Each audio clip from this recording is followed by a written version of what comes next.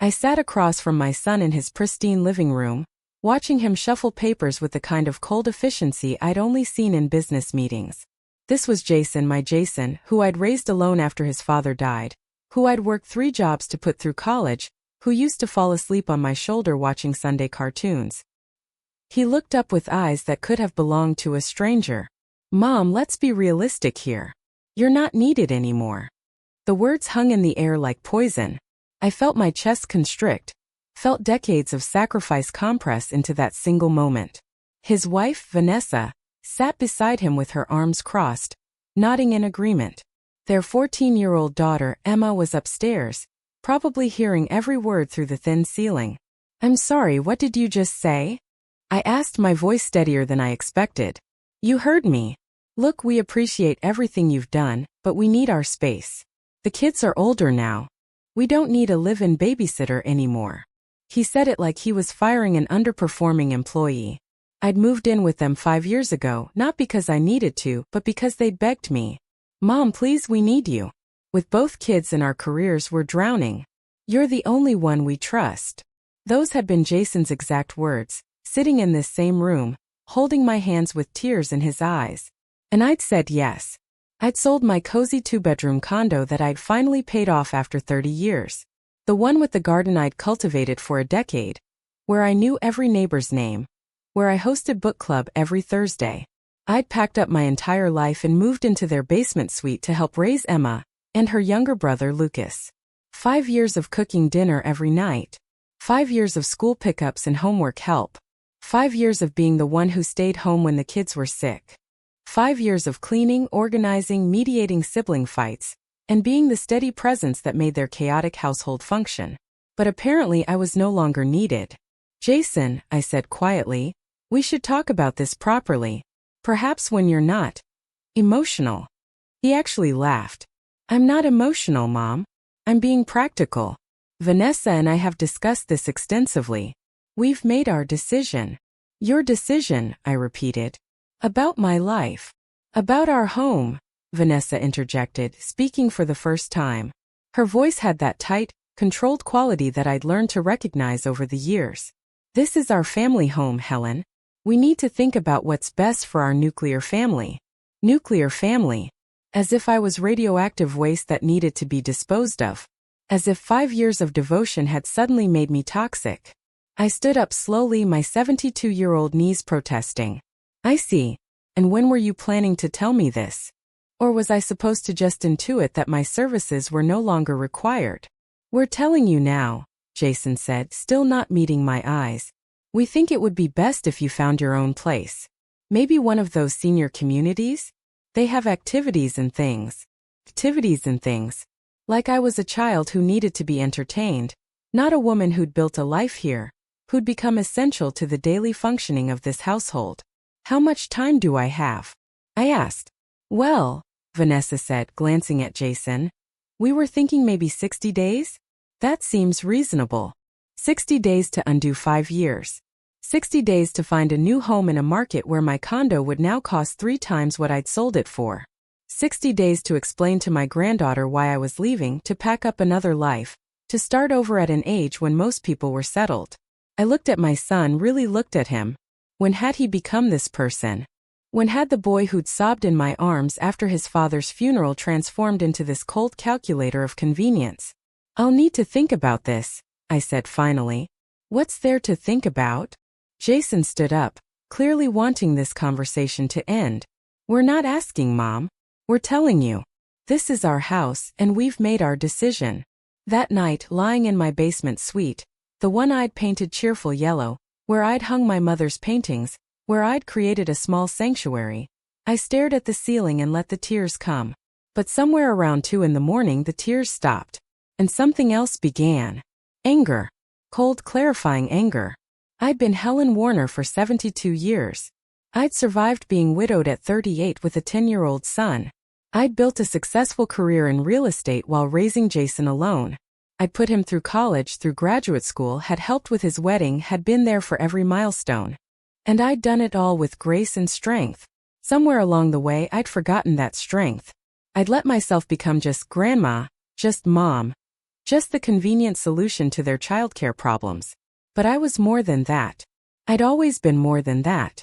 If Jason thought I would simply shuffle off into some senior community and fade quietly into the background, he had seriously underestimated who his mother was. I didn't sleep much that night. Instead, I made plans. And the next morning, I made a phone call that would change everything. Morris & Associates law firm. How may I direct your call? Yes, I said, my voice clear and steady. I need to speak with someone about real estate contracts and family law. Specifically, about verbal agreements and financial compensation for services rendered. The story of how I'd ended up here starts much earlier than 5 years ago. It starts with me at 28, meeting David Warner at a friend's barbecue. He was a firefighter with a laugh that filled a room and hands that were gentle despite their strength. We married within a year, bought our first house within 2, and welcomed Jason when I was 30. Life was good. Not perfect, money was tight, and David worked long shifts, but good. We had plans. We were going to renovate the kitchen, take Jason to Disney World, maybe have another baby. Then came the fire at the warehouse on Oak Street. November 14th. The date is burned into my memory more permanently than any anniversary or birthday. David didn't come home. Suddenly I was a widow at 38 with a 10-year-old son who kept setting a place at the dinner table for his father. The life insurance helped, but it wasn't enough to maintain our lifestyle. I had to work, and not just work but build a career that could support us both. I got my real estate license. Started at the bottom, taking every showing, every open house, every difficult client that the senior agents didn't want. I worked evenings and weekends. Jason stayed with neighbors, with friends, sometimes alone when he was old enough. I hated every moment I wasn't with him, but I did what needed to be done. And slowly, painfully, I built something. By the time Jason was in high school, I was one of the top agents in the city. I could afford not just necessities but opportunities. Piano lessons, summer camps, SAT tutors, everything I thought he needed to succeed. Jason was my whole world. Every achievement was celebrated. Every setback navigated together. When he got into Stanford, I cried for an hour. When he graduated with his MBA, I flew out for the ceremony despite having the flu. When he met Vanessa at his first job and told me she was the one, I welcomed her like a daughter. Maybe that was my first mistake. Maybe I loved too openly, gave too freely, made myself too available. Maybe I taught him that mothers were infinite resources that never depleted, never needed replenishment. After Jason's wedding, I bought my condo. 2 bedrooms, a small balcony with space for container gardens. In a building full of interesting people. I joined a book club, started taking watercolor classes, volunteered at the library. For the first time since David's death, I built a life that was mine. Not defined by my role as mother or provider, but by my own interests and friendships. I was happy. Genuinely, independently happy. Then Jason and Vanessa had Emma. I was thrilled to become a grandmother, but I was careful about boundaries. I visited weekly, babysat when asked, but maintained my own life. I'd learned that lesson. You can love people without losing yourself. But when Lucas came along 3 years later, everything changed. Vanessa had complications during delivery, preeclampsia that turned into postpartum depression. Jason was overwhelmed trying to manage a newborn, a toddler, and a wife who couldn't get out of bed. His calls became more frequent, more desperate. Mom, I don't know what to do. Vanessa won't eat. Emma is acting out because she knows something's wrong. The baby won't stop crying. I'm failing at everything. What was I supposed to do? Let my son drown? Let my grandchildren suffer? I started staying over a few nights a week. Then it became most nights. Then Jason sat me down and begged me to move in. Just temporarily, Mom. Just until Vanessa gets better. Just until we get our feet under us. Just temporarily turned into 5 years. To be fair, Vanessa did get better. She went to therapy, got on medication, slowly rebuilt herself. And I was genuinely glad. I'd never wished her anything but wellness. But somewhere in those months of crisis, my presence in the household shifted from emergency measure to permanent fixture. I woke up with the kids every morning. Made breakfast. Jason liked his coffee black with 1 sugar. Vanessa wanted a latte with almond milk. Emma was going through a waffle phase. Lucas would only eat dinosaur-shaped chicken nuggets. I packed lunches. I did the school run. I managed the afternoon chaos of homework and snacks and music lessons and soccer practice. In the evenings, I cooked dinner. Vanessa was too stressed from work. Jason was exhausted from his long commute. So I chopped and stirred and seasoned, creating meals that brought the family together around the table. Though Jason was usually on his phone and Vanessa often retreated to the bedroom immediately after eating. I cleaned. Not just my basement suite but the whole house. The toys scattered across the living room. The dishes piled in the sink. The bathrooms that somehow got filthy within days of being scrubbed. I mediated. When Emma and Lucas fought, which was constantly at certain ages, I was the one who sat them down, helped them process their feelings, taught them to apologize and forgive. When Emma was struggling with mean girls at school, I was the one who held her while she cried, who helped her strategize, who rebuilt her confidence. I was the steady center that allowed everyone else to spin in their orbits. And I'd sold my condo to do it. Jason had been very persuasive about that. Mom, you're living here full-time anyway. Why pay condo fees for a place you never use? Sell it, invest the money, build your retirement fund. It just makes financial sense. It had made sense. Or I'd let myself believe it did. I'd sold my home, my independence, my escape route. The money had gone into investments that Jason helped me set up. Diversified portfolios that I didn't fully understand but trusted him to manage. If you're enjoying this story, consider subscribing to stay updated with more tales of resilience and empowerment. Now, lying in my basement suite the night after being told I was no longer needed, I pulled out the folder with all my financial documents. The investments Jason had helped me set up. The verbal agreement we'd made about my role in the household. Verbal.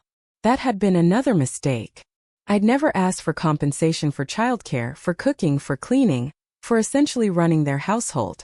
I'd done it out of love, out of family obligation. And Jason had assured me multiple times, Mom, don't worry about money. Your family. This is your home for as long as you want it. For as long as I want it. Not for as long as they wanted me. I spent the next day going through everything. 5 years of contributions to the household. I made lists, childcare.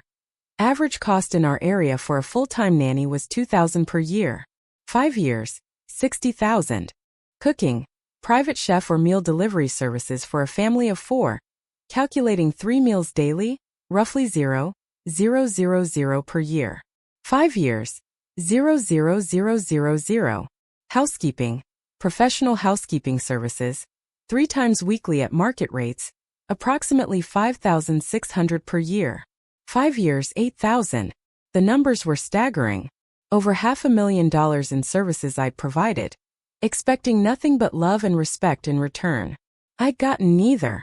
The lawyer I met with 2 days later was a woman named Patricia Chan. She was in her 50s, with silver streaking her black hair and eyes that didn't miss anything. I'd found her through my book club. One of the women had used her during a difficult divorce. Mrs. Warner, Patricia said after I'd laid out the situation, I'm going to be honest with you. This is complicated. But complicated doesn't mean impossible. She pulled out a legal pad and started making notes as I talked. I told her everything, the verbal agreements, the sale of my condo at Jason's encouragement, the 5 years of unpaid labor, the sudden eviction. Did you sign anything when you moved in? She asked. Any kind of contract or written agreement? No. Jason said it wasn't necessary. We were family. Patricia's expression tightened. Of course he did. And these investments he set up for you, do you have access to them? I pulled out the folder. Patricia spent several minutes reviewing the documents, her frown deepening. Mrs. Warner, I need to ask you something, and please think carefully before you answer. Did you give Jason power of attorney over these accounts? He said it would make things easier. In case something happened to me, he could manage things. But you're 72 and in good health, correct? No cognitive decline, no medical issues that would prevent you from managing your own affairs. None. I managed the entire household schedule, medications for the kids, everything. Patricia set down her pen. Mrs. Warner, Helen, I'm going to need to do some investigating, but I have concerns about the access your son has to your finances. I'm also going to need you to do something that might be difficult. What's that? I need you to not tell your son about this meeting. Not yet. Can you do that? The question hung in the air. Patricia was asking me to keep secrets from Jason, to potentially take action against him. Part of me recoiled. He was my son, my only child, the boy I'd raised alone. But he was also the man who just told me I was no longer needed. Yes, I said. I can do that. Over the next 3 weeks, I continued life as normal, or as normal as life could be when you've been given a 60-day eviction notice by your own child. I cooked breakfast, did school runs, helped with homework, made dinner. Emma asked me twice if something was wrong. I told her I was just tired. Meanwhile, Patricia was working. She discovered several things that made my blood run cold. First, the diversified investment portfolio Jason had set up wasn't quite what he'd described. Much of my money, the proceeds from selling my condo, had been invested in Jason's business ventures. He'd used his power of attorney to move funds without my explicit knowledge or consent. Second, Patricia found documentation of several conversations I'd had with Jason via email and text about my living arrangements. While I'd never asked for payment, he'd repeatedly acknowledged the invaluable support I provided and assured me that this is your home for as long as you want it. Third, and perhaps most damning, Patricia discovered that Jason and Vanessa had refinanced their house 6 months ago. They'd pulled out significant equity, over 0,000, and they were now in a position where they could afford their lifestyle only by reducing expenses. Apparently, I was an expense. They're planning to convert your basement suite into a rental unit, Patricia told me during our third meeting. I found the permits they filed. The timeline matches with when they told you to leave. I felt sick. This wasn't about needing space or their nuclear family. This was about money. They were going to evict me so they could rent out my space for 000 a month. What can we do? I asked. Patricia smiled, and it wasn't a kind expression. Oh, Helen. We can do quite a bit. The 60-day deadline was approaching. Jason had been increasingly cold, treating me like a tenant rather than his mother. Vanessa had started making pointed comments about how I should probably start packing, how she'd found some lovely senior communities I should tour. Emma, my sweet granddaughter, had withdrawn. She'd figured out something was wrong, that I was leaving, though no one had officially told her. I'd found her crying in her room one evening.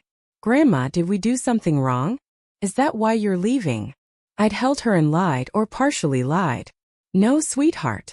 You and Lucas haven't done anything wrong. Sometimes adults just need to make changes. But I don't want you to go. Who's going to help me with my math homework? Who's going to make your special mac and cheese? Who's going to listen to me about the mean girls at school? Your parents will, honey. She'd pulled back and looked at me with eyes far too knowing for 14. No, they won't. They're always busy. You're the one who's always there. That conversation had crystallized something for me. This wasn't just about my rights or my money.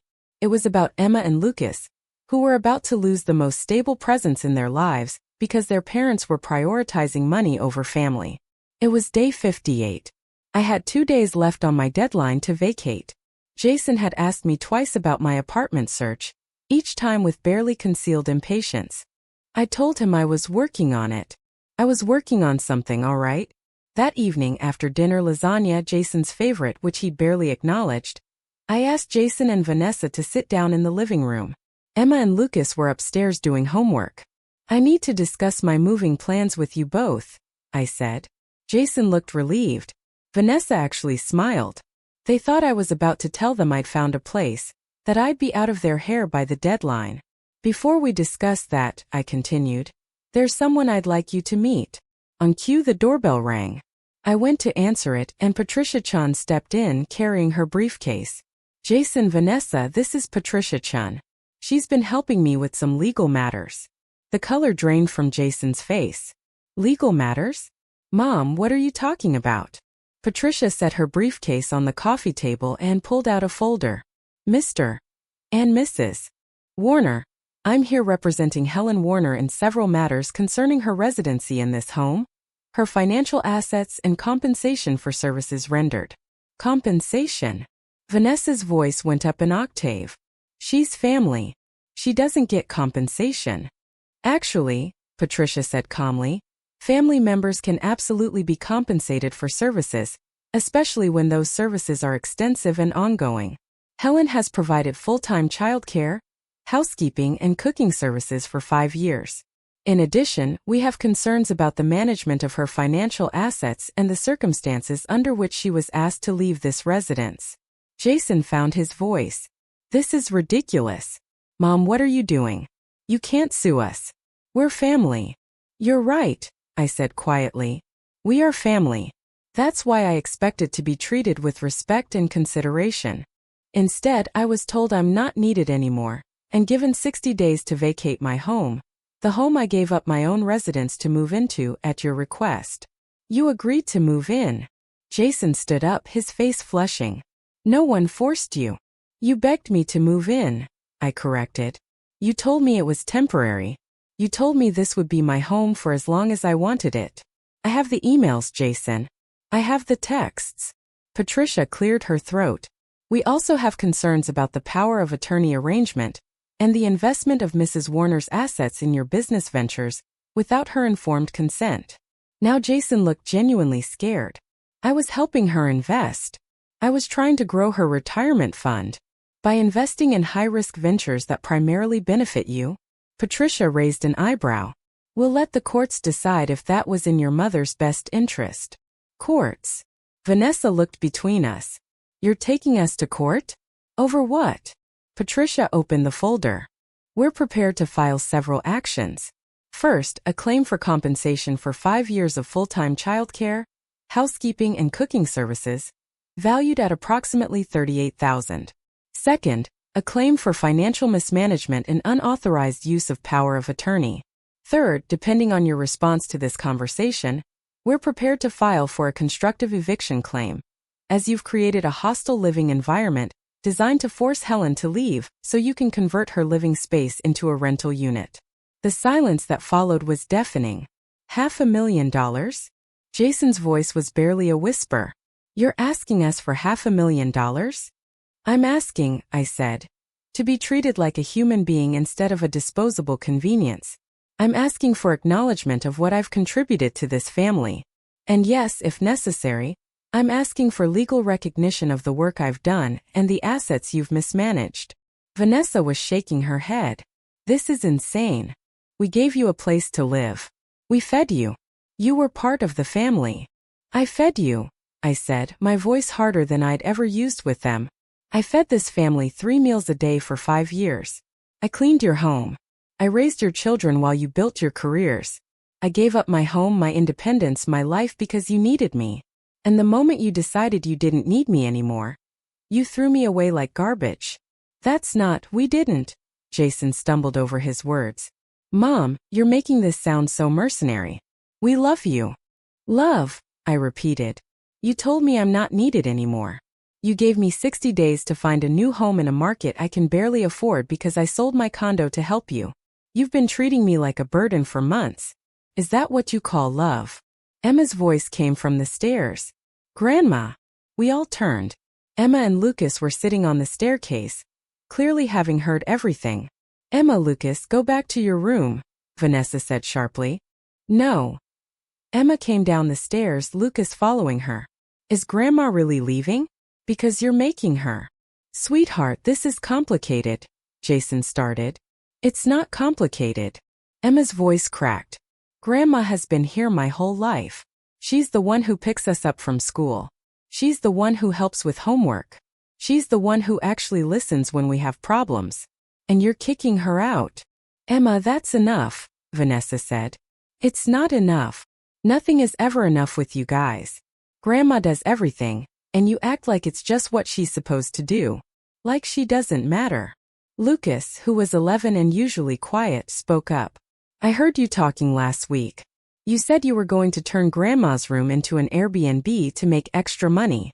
Jason closed his eyes. Vanessa looked away.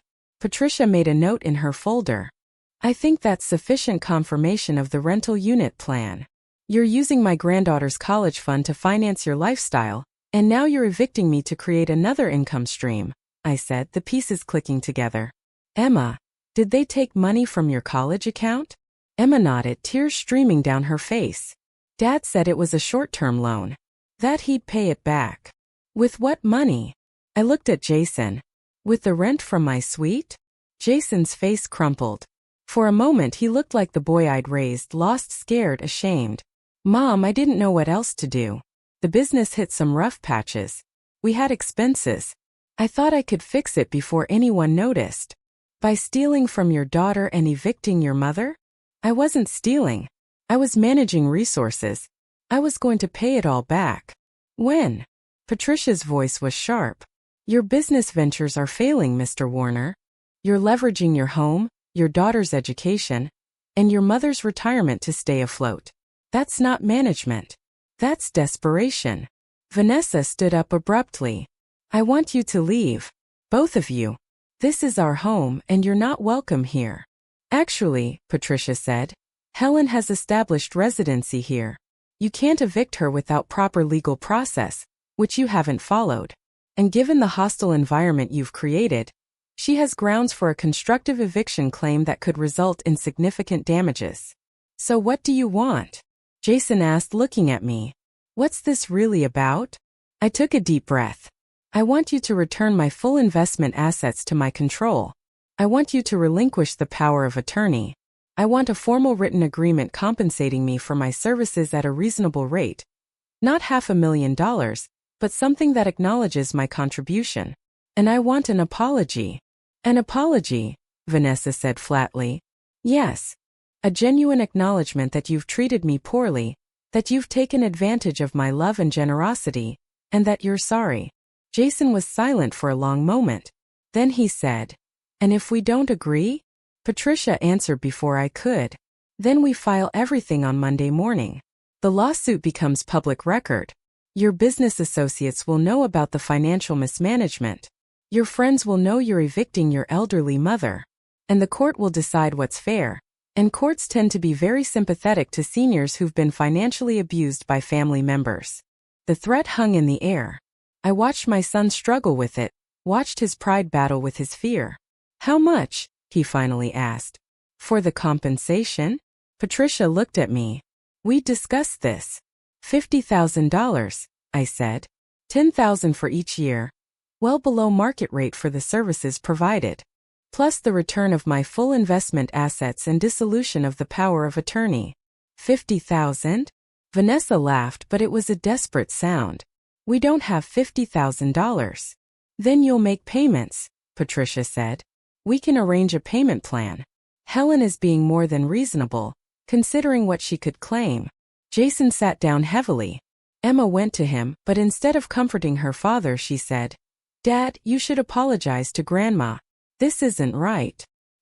He looked up at his daughter, and something in him broke. I know, he whispered. Then looking at me, I know it's not right. I'm sorry, Mom. I'm so sorry. But I could see it in his eyes. He wasn't sorry for how he treated me. He was sorry he'd been caught. I need to think about this, I said. Patricia, thank you for coming. I'll be in touch. I walked Patricia to the door, leaving Jason and Vanessa to sit with the wreckage of their plans. What now? Patricia asked quietly. Now I figure out what I really want, I said. Because maybe it's not about the money. Maybe it's about something else entirely. The next 2 weeks were tense. Jason and Vanessa barely spoke to me except to ask logistical questions. Emma, however, became my shadow. She helped me pack up things I wasn't sure I'd need. She asked questions about where I was going, what I was doing. Are you really going to sue Dad? She asked one evening while helping me sort through old photos. I don't know, I answered honestly. I don't want to hurt your family, Emma. You're not the one hurting us, she said. Dad and Mom are doing that all by themselves. Did you know they fight all the time? About money, about everything? I think they thought kicking you out would solve their problems, but you're not the problem. Out of the mouths of babes. I've been doing a lot of thinking about what I really wanted. The money would be nice, it would give me security, independence. But was it worth the permanent fracture in my family? Was it worth Emma and Lucas growing up with the knowledge that their grandmother had sued their parents? On the other hand, was it worth teaching them that family could treat you however they wanted without consequences? Patricia had found me a lawyer-assisted mediation specialist. We all agreed to meet me, Jason, Vanessa, and a neutral third party who would help us work through this without going to court. The mediation session was in a bland conference room with bad coffee and uncomfortable chairs. The mediator, a calm man named Dr. Richard Foster, had us all sit around a table. "We're here to find a resolution that works for everyone," he said. "Let's start with each person stating what they want from this situation. Helen, would you like to begin?" I looked at Jason across the table. He looked exhausted, dark circles under his eyes, a nervous energy that had him constantly shifting in his chair. "I want to be valued," I said. "I want to feel like my 5 years of sacrifice meant something. I want security. I want to know that I won't end up destitute because I trusted my son to manage my finances. And I want my grandchildren to know that being kind and generous doesn't mean being a doormat." Dr. Foster nodded and turned to Jason. "What do you want?" Jason was quiet for a moment. "I want my mom to understand that I didn't mean to hurt her. I want my family to stay together. I want to fix my mistakes without losing everything I've built." "Vanessa." She looked uncomfortable. "I want what's best for my children. I want stability. I want this resolved so we can all move forward." Dr. Foster spent the next hour asking questions, digging into the specifics of our situation. He was good at his job. He got Vanessa to admit that she'd been the one who really pushed for me to leave, that she'd convinced Jason it was necessary. He got Jason to acknowledge that he'd mismanaged my finances, and that he'd known he was taking advantage of my generosity. And he got me to admit something I'd been avoiding. That part of why I'd stayed so long, why I'd given so much, was because I was afraid of being alone. After David died, Jason had become my whole world. The thought of not being needed by him was terrifying. But being needed and being valued weren't the same thing. "Here's what I'm hearing," Dr. Foster said finally. "Helen, you've given 5 years of your life and your financial security to support your family. Jason and Vanessa, you've accepted that support but haven't adequately communicated your changing needs or shown appropriate appreciation. And now everyone feels betrayed and hurt." We all nodded. "So let's talk about solutions. Helen, what would a fair resolution look like to you, really? Not the lawsuit version, the version where you get what you actually need." I thought about it. I need my money back under my control. I need enough additional compensation to secure a new place to live. First, last deposit, maybe some furniture since I sold most of mine. I need to know that Emma and Lucas will still be part of my life. And I need Jason to genuinely understand why what he did was wrong. "Jason." My son took a deep breath. "I can return Mom's investment assets. It'll take some restructuring, but I can do it. I can probably manage about $30,000 in cash compensation. It would have to be paid over time, maybe 2 years. And Mom, of course you'll be part of the kids' lives." That was never in question. "Wasn't it?" I asked. "You were ending my residency with 60 days' notice. How exactly was I supposed to maintain a relationship with Emma and Lucas from wherever I ended up?" "I didn't think about that," Jason admitted. "I was just focused on solving the financial pressure." Vanessa spoke up. "I need to take responsibility for my part in this. I was the one who felt uncomfortable with Helen living here. I felt like I was being judged, like I wasn't good enough as a mother because Helen was doing everything. Instead of addressing that directly, I convinced Jason we needed the space, that we could use it to make money. That was wrong. It was the first genuine thing I'd heard Vanessa say in weeks. "The kids love you," she continued, "and they need you in their lives." I was so focused on what I thought was best for our nuclear family that I didn't see I was destroying the extended family that actually makes us functional. Dr. Foster guided us through another hour of discussion. We hammered out an agreement. Jason would return all my investment assets to my sole control within 30 days. He would pay me $0,000 in compensation over 2 years, $250 per month. I would move out within 90 days, giving me time to find a suitable place. I would continue to be involved in Emma and Lucas's lives, with weekly family dinners and open invitations to important events. Jason and Vanessa would attend family therapy to address their communication and financial management issues. And Jason would write me a letter. Not an email, a handwritten letter, explaining what he'd learned from this situation and how he planned to do better. It wasn't everything I could have gotten through a lawsuit, but it was real. It was honest. And it gave me a path forward. The letter came 2 weeks later. I opened it in my basement suite, sitting in the yellow chair I'd bought when I first moved in. "Dear Mom," it began. "I don't know how to start this except to say I'm ashamed. Not ashamed because you found out what I was doing, but ashamed of who I became. You raised me alone after Dad died. You worked yourself to exhaustion to give me opportunities. You taught me to be kind, to be honest, to value family above all else. And somehow I forgot all of that. I forgot that you're not just mom or grandma. You're Helen, a person with your own needs, your own life, your own value beyond what you can do for others. I took advantage of your love. I convinced myself it was okay because you were family, because you seemed happy to help, because it was convenient for me. I didn't ask what it cost you. I didn't consider that you'd given up your home, your independence, your security. When Vanessa suggested you move out, I should have said no. I should have found another solution to our financial problems. Instead, I took the easy path. I treated you like an employee we could lay off when the budget got tight. The worst part is that I knew what I was doing was wrong. Every time you made my favorite meal or stayed up late helping Emma with a project or rearranged your plans to accommodate our schedule, I felt a twinge of guilt.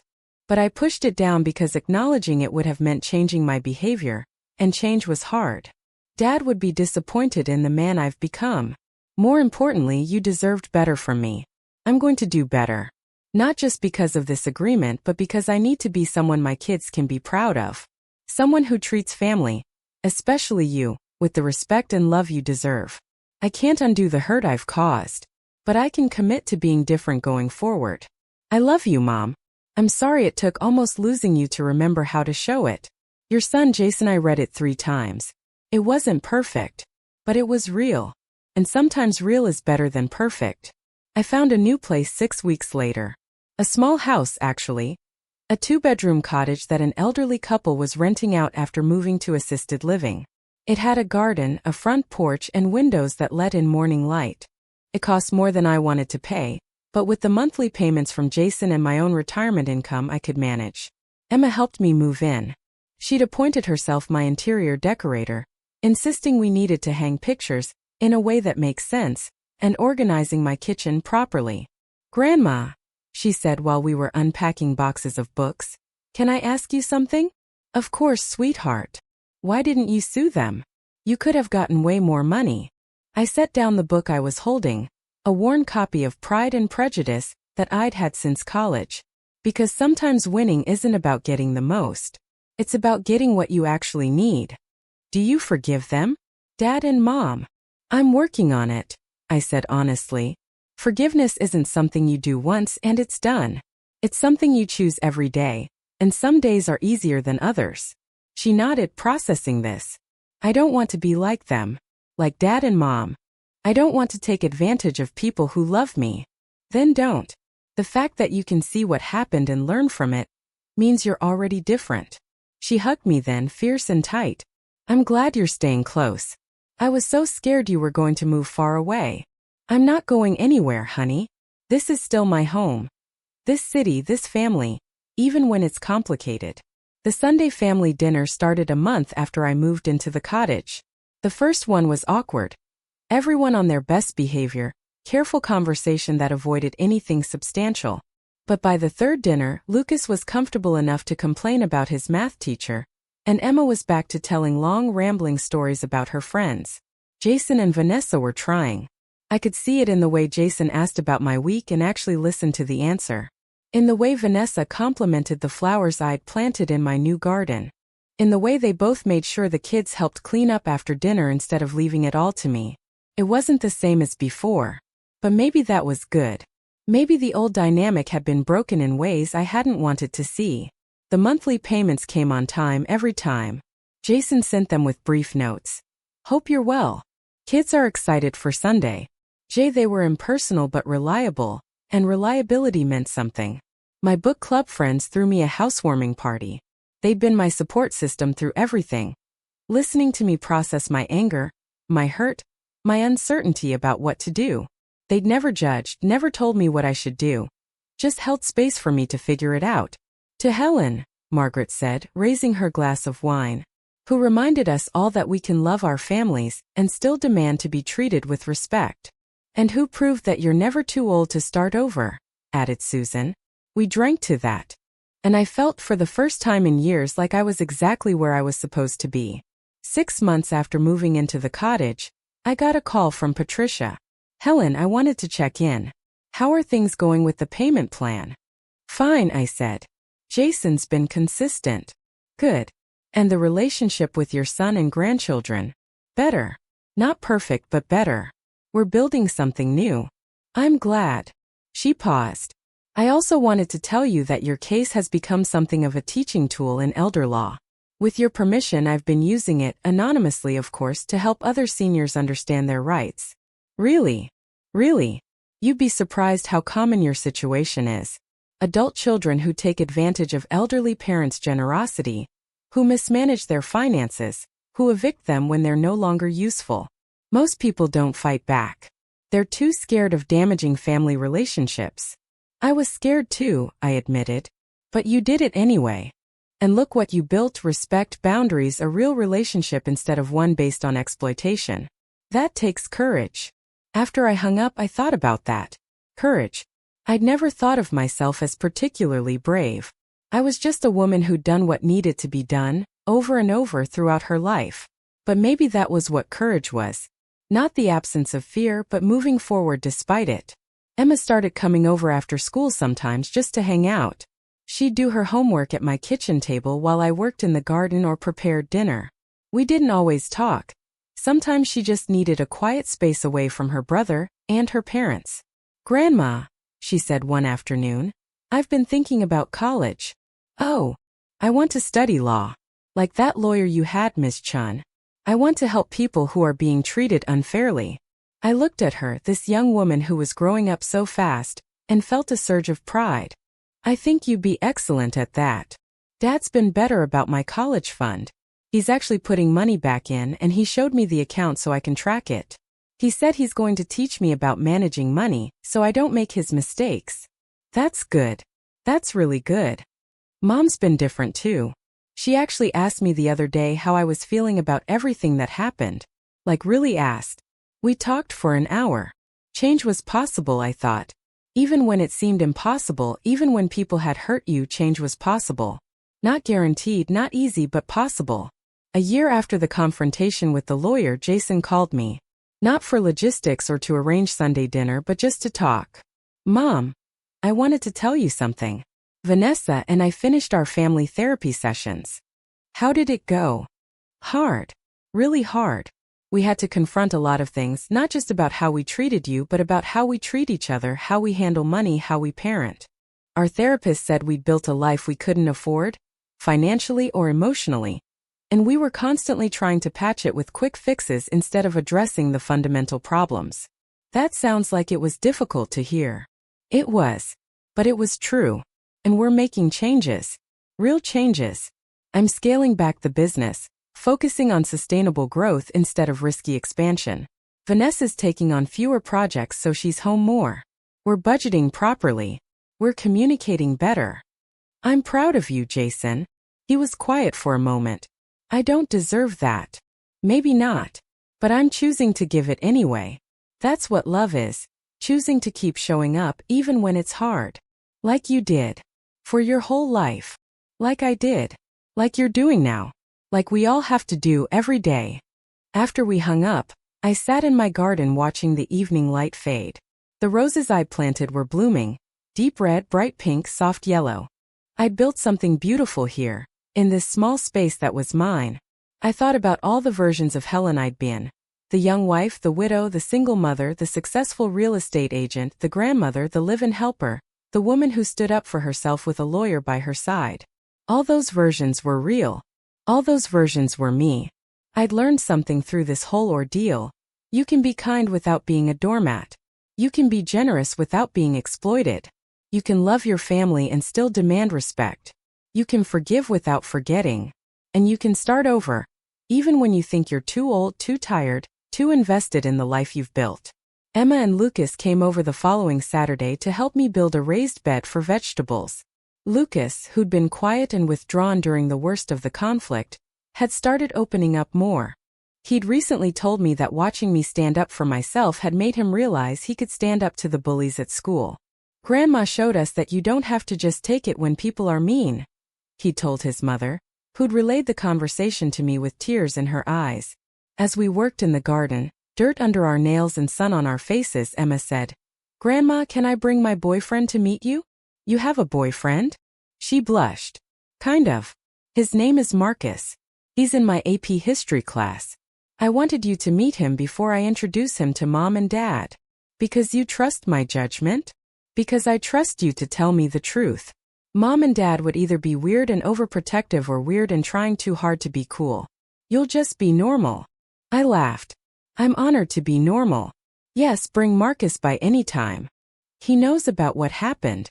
With you and Dad. I told him. And what did he say? He said his grandma is his favorite person too. And that anyone who doesn't appreciate their grandma is an idiot. I like this Marcus already. These were the moments that made everything worth it. Not the legal victories or the money reclaimed, but these quiet instances of connection, of being valued not for what I could do but for who I was. The cottage became a gathering place. My book club met there monthly. Emma's friends started dropping by, treating it like a safe space where they could talk about things they couldn't discuss at home. Even Jason and Vanessa came over sometimes, just the two of them, to sit on the porch and talk. It's peaceful here, Vanessa said during one visit. You've created something really special. It's just a small house, I demurred. It's not about the house. It's about the energy. When I'm in my own home, I'm always thinking about what needs to be done, what's broken, what we can't afford to fix. Here I can just be. I understood what she meant. This cottage was mine in a way the basement suite never had been. I'd chosen it, furnished it, made it reflect who I was rather than adapting myself to someone else's space. Vanessa, I said, can I ask you something? When did you start resenting me? She was quiet for a long time. Honestly, almost from the beginning. Not because you did anything wrong, but because you were so capable. Every time I struggled with something, getting Emma to eat vegetables, managing Lucas's tantrums, keeping the house clean, you would just step in and handle it. And I felt like a failure. Like I couldn't even manage my own life without my mother-in-law taking over. I was trying to help. I know. And I needed the help. But I also needed to figure things out myself to feel competent as a mother. Instead, I felt incompetent and resentful. And instead of talking to you about it, I convinced Jason that we needed you to leave. I wish you told me how you were feeling. I wish I had too. Our therapist says I have trouble asking for what I need. I either suffer in silence or blow everything up. I'm working on finding a middle ground. These conversations, honest, vulnerable, real, were rebuilding something between us. Not what we'd had before, but something potentially stronger because it was based on truth rather than unspoken expectations. 2 years after moving into the cottage, the final payment from Jason arrived. With it was a note. Thank you for giving me the chance to make this right. Thank you for not giving up on us. I deposited the check and sat with the feeling of completion. I'd been made whole financially. The emotional wholeness was still a work in progress, but it was progressing. I'd also made some decisions about my future. I'd started volunteering at a senior center, helping other elderly people navigate family conflicts and understand their financial rights. Patricia had connected me with several organizations that needed advocates who understood both the emotional and practical aspects of elder care issues. It turned out that my experience, painful as it had been, had equipped me to help others. I could spot the warning signs of financial abuse, the patterns of family taking advantage, the ways that love and generosity could be weaponized. And I could also model that it was possible to stand up for yourself without destroying relationships, to demand respect while still extending forgiveness, to start over and build something new. Margaret from Book Club said I should write a book about my experience. So many people go through versions of this, she said. They need to know they're not alone. And they need to know they have options. Maybe I would write that book someday. But for now, I was content to live the lessons rather than just documenting them. Emma graduated high school with honors. At her graduation party, she gave a speech thanking her parents, her teachers, and my grandmother, who taught me that kindness and strength aren't opposites, they're partners. I cried. Jason cried. Even Vanessa got teary. Afterward, Emma pulled me aside. I got into Columbia, Grandma. Early decision. Full ride based on merit and need. Emma, that's incredible. I'm going to study political science and pre-law just like I planned. And Grandma, I'm going to make you proud. You already do, sweetheart. Every single day. She hugged me, and I held my granddaughter, this fierce, brilliant young woman who'd witnessed the worst of our family dynamics and somehow emerged with her idealism intact, and felt hope for the future. Lucas was thriving too. He joined the debate team and discovered a talent for arguing. I wonder where he gets that, Jason said dryly at one dinner, looking at me with a slight smile. Advocacy is an important skill, I replied primly. I'm glad he's developing it. The truth was, both kids had learned something valuable from watching me stand up for myself. It wasn't just about demanding respect from parents or protecting financial interests. It was about knowing your own worth, understanding that love should never require self-erasure, and having the courage to name injustice, even when it came from people you loved deeply. 3 years after the lawyer showed up at Jason's door, I hosted Thanksgiving at my cottage. It was tight quarters for everyone. We were using my small dining room, the kitchen table pushed into the living room, folding chairs mixed with regular ones. But nobody minded. If anything, the coziness made it feel more intimate, more real. Jason carved the turkey. Vanessa made her signature green bean casserole. Emma set the table with careful attention to placement. Lucas lit the candles. And I watched them work together. This family that had nearly broken apart, now functioning with a kind of conscious intention that only comes when you've learned hard lessons. Before we eat, Jason said, looking at me, I want to say something. 3 years ago, my mother came into our home with a lawyer because I had treated her so badly that she had no other choice. It was one of the most humiliating moments of my life. Everyone fell quiet. But it was also the moment everything changed for the better. Not just for Mom and me, but for our whole family. We learned that love and consequences can coexist. That accountability isn't the opposite of forgiveness. It's the foundation for real reconciliation. He looked at Emma and Lucas. And I learned that you were watching. You see how we treat people. You learn from it. If I'd gotten away with treating your grandmother that way, you might have thought it was okay to treat people badly as long as you loved them. Instead, you learned that respect and love go hand in hand. Lucas shifted in his chair, clearly uncomfortable with the sentimental moment but also moved by it. Mom, Jason continued, I'm grateful every day that you had the courage to do what you did. You didn't just protect yourself. You forced our whole family to grow up. I squeezed his hand. That's what mothers do. We protect. Sometimes that protection is for others, and sometimes it has to be for ourselves. After dinner, while Vanessa and I cleaned up, she insisted on helping, and I let her. We'd found a real rhythm in our post-conflict friendship. She said something that had been on her mind. I've been meaning to tell you, I started therapy on my own. Beyond the family sessions, I realized a lot of my resentment toward you came from my own insecurity. I was struggling as a mother, and instead of asking for help or working through my feelings, I blamed you for being too capable. How's that going? I asked. It's slow, but it's good. I'm learning to separate your competence from my inadequacy, to see them as different things rather than opposing forces. That's good work, Vanessa. Really. My therapist asked me something that stuck with me. She said, what if you could be grateful for Helen's help without feeling threatened by it? What if you could ask for what you need without attacking the person offering to help? And I realized, I'd never even tried. It's never too late to try, I said. We worked side by side, falling into an easy pattern, me washing, her drying, and I thought about how much had changed. From hostile eviction to genuine partnership in clearing dishes. It wasn't dramatic or movie-like. It was quiet and real and built on the foundation of doing the hard work of accountability and forgiveness. Later, as everyone was leaving, Emma held back.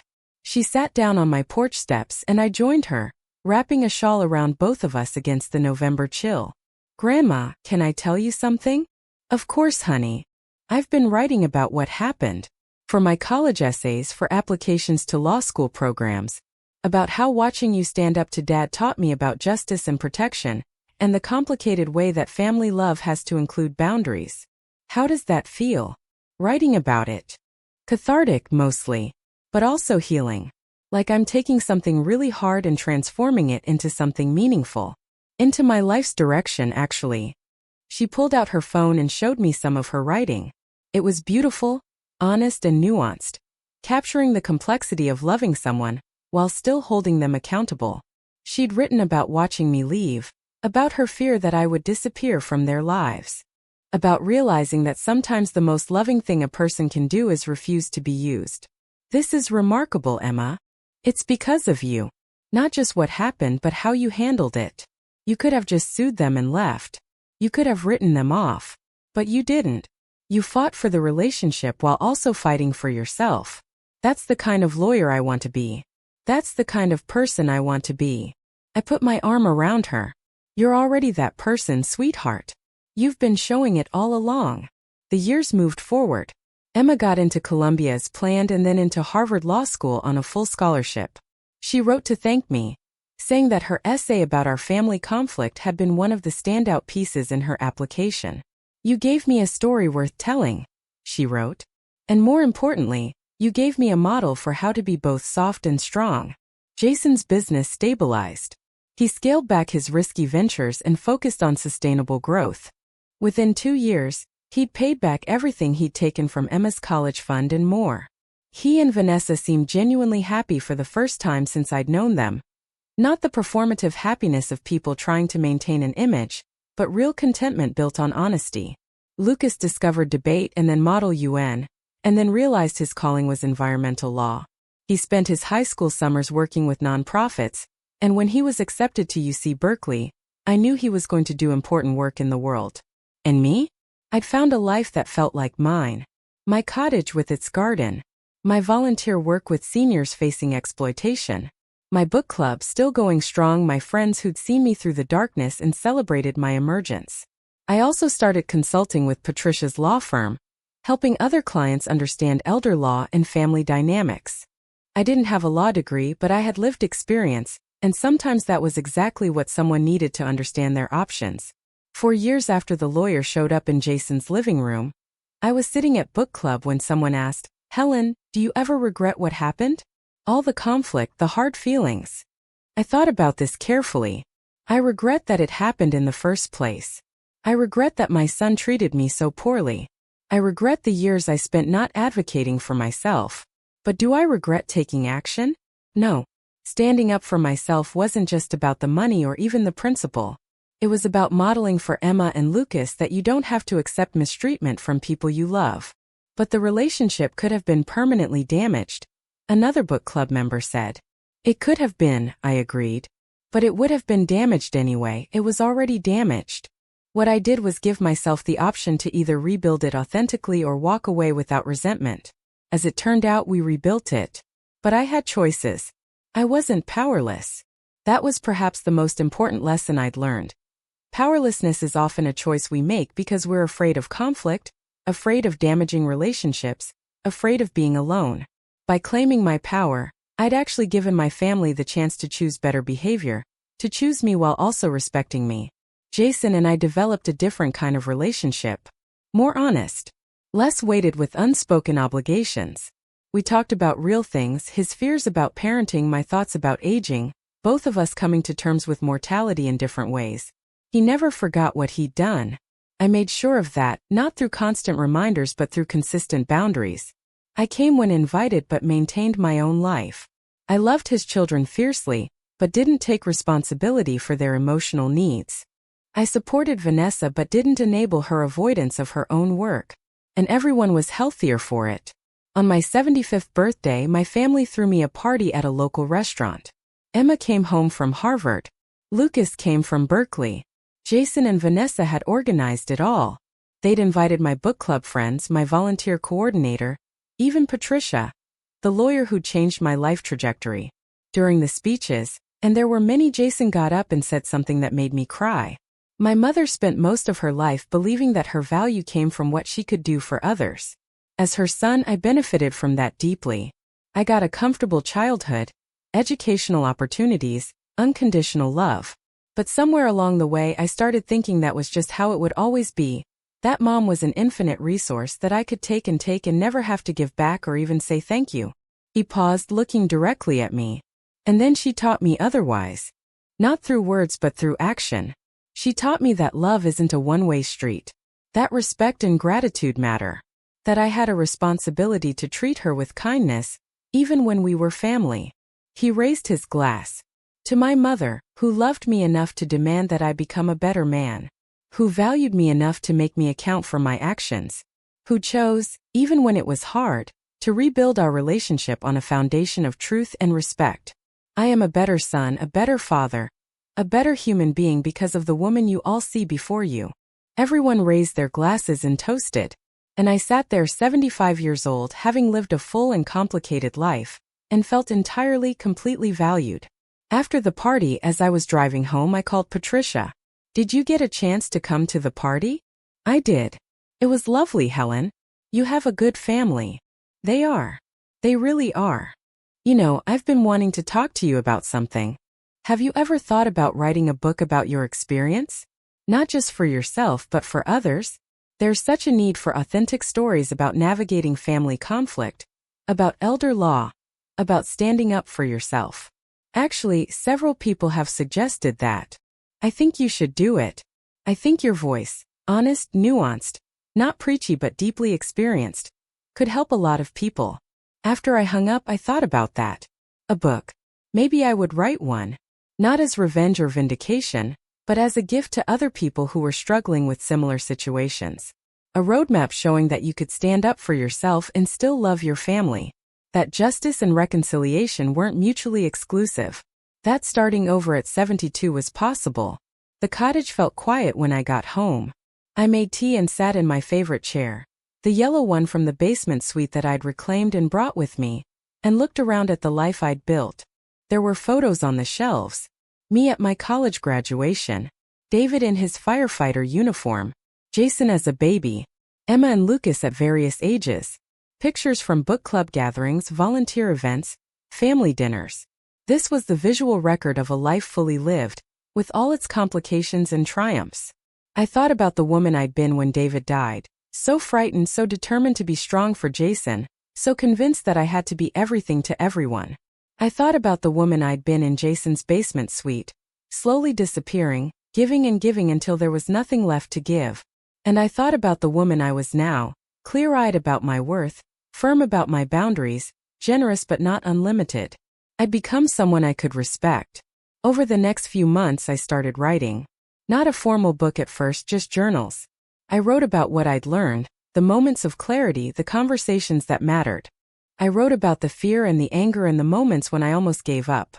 I wrote about what it felt like to stand in front of my son and daughter-in-law with a lawyer and say, "This stops now." I wrote about the reconciliation that followed. Not because everything was instantly forgiven, but because everyone was willing to do the hard work of understanding and change. Emma called during winter break. "Grandma, I read some of what you've been writing.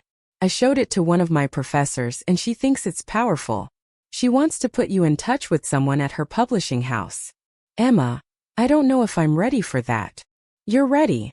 You're more than ready. And the world needs to hear this story. Not because it's dramatic or entertaining, though it is, but because it's true. And it's transformative. And it shows people that they have options." So I let it happen. I worked with an editor, expanding my journals into a cohesive narrative. I sat with my vulnerability and let it be seen. I told the truth about my family, about myself, about the complicated nature of love and accountability. The book came out 2 years after that initial conversation. It was called Not Needed Anymore. How I Stood Up for Myself and Saved My Family. It became a quiet bestseller. Not the kind that charts on mainstream lists, but the kind that circulates through book clubs, therapist offices, and the hands of people dealing with elder abuse or family conflict. Readers wrote to me. They told me their stories. Some of them took action. Some set boundaries with their families for the first time. Some found the courage to demand respect from people who loved them. One woman wrote, "Your story gave me permission to stop sacrificing myself for my adult children. I thought it was what a good mother was supposed to do. Now I understand that good mothering includes teaching our kids that they have responsibilities too."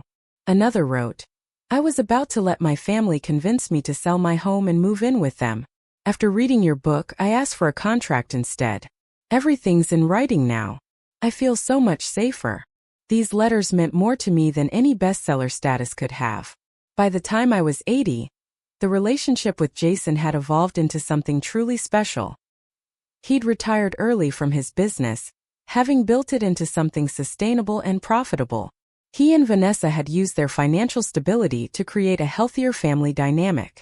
Emma was in her second year of law school, specializing in elder law. And Lucas was doing groundbreaking work on environmental policy.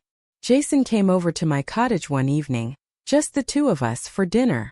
I made his favorite meal, a roasted chicken with roasted vegetables, just like I used to make in his house.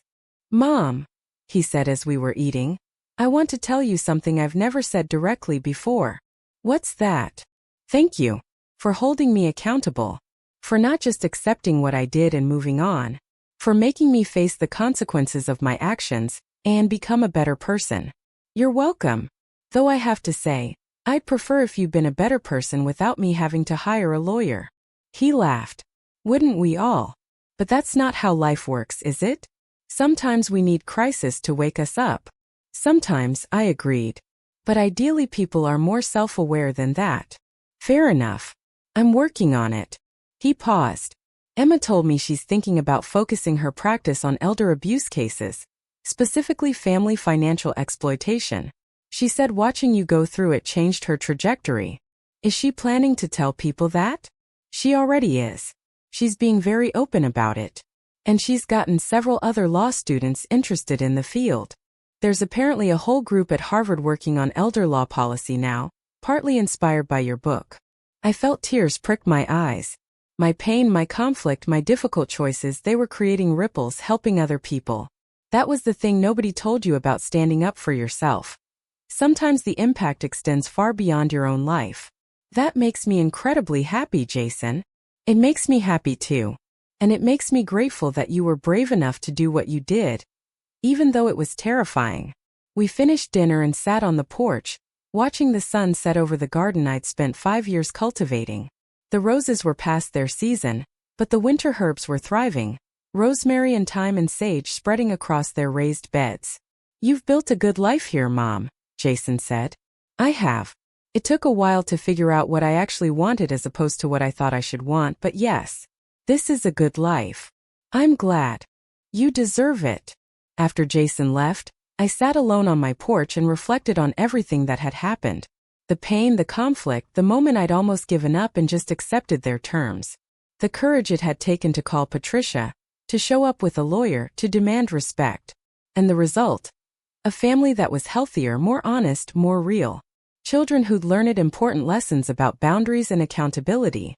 A granddaughter pursuing a career in elder law. A legacy of standing up for yourself that would ripple through generations. I thought about all the women like me, older women who'd spent their lives being needed, who'd somehow convinced themselves that being essential meant being valued.